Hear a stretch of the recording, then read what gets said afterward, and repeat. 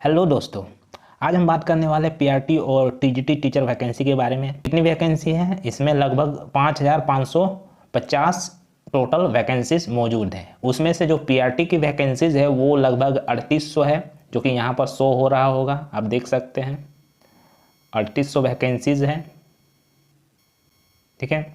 और इसके जो पे स्केल है वो है आपका 14,000 से लेके 70,000 तक के बीच इसकी सैलरी मिलेगी आपको। ठीक है।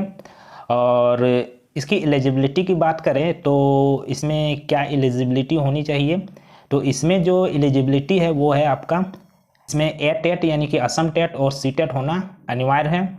सी टेट या ए टेट पास किए होने चाहिए। ठीक है। लिमिट है वो है 18 से 40 वर्ष, जो कि अनरिजर्व कैटेगरी के लिए है, यानी कि जो यूआर कैटेगरी से आते हैं। लेकिन जो एक्स सर्विसमैन है उसके लिए 42 रखी गई है और 43 रखी गई है ओबीसी और एम ओबीसी के लिए, और 45 तक रखा गया है एससी और एसटी के लिए। जो एज लिमिट है वो एसटी एससी के लिए 45 ईयर है, और पीडब्ल्यूडी के लिए आपका 50 ईयर तक है। ठीक है। और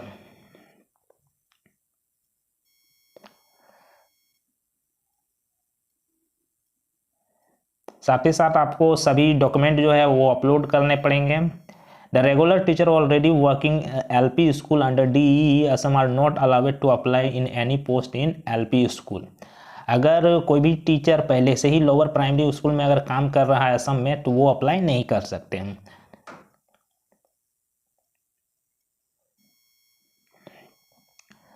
तो यहाँ पर देखिए फुल एलिजिबिलिटी दिया हुआ है। ठीक है। तो असिस्टेंट टीचर यानी कि लोअर प्राइमरी के लिए या तो आप higher secondary senior secondary with equivalent 50% mark होने चाहिए, 5% mark secure in higher secondary senior equivalent examination, और या तो आप डीएलएड या बीएलएड या ये सब एग्ज़ाम आपका पास किया हुआ होना चाहिए। साथ ही साथ असम टेट या सेंट्रल टेट पास किया होना चाहिए।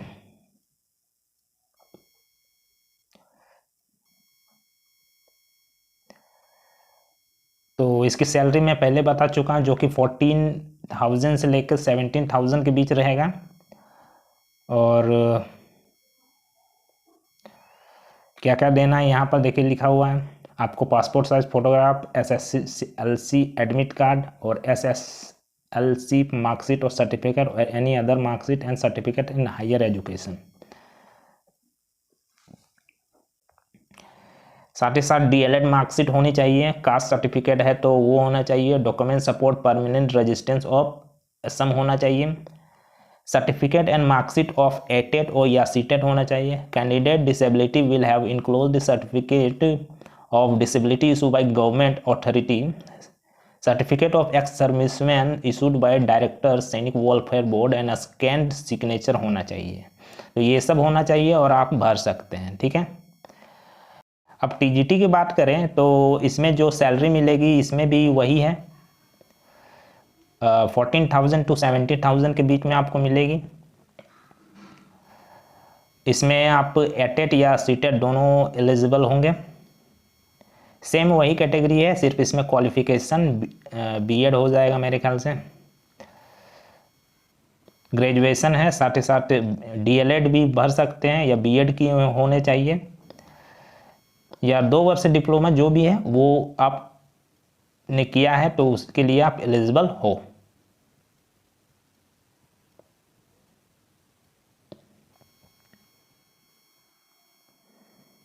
ठीक है।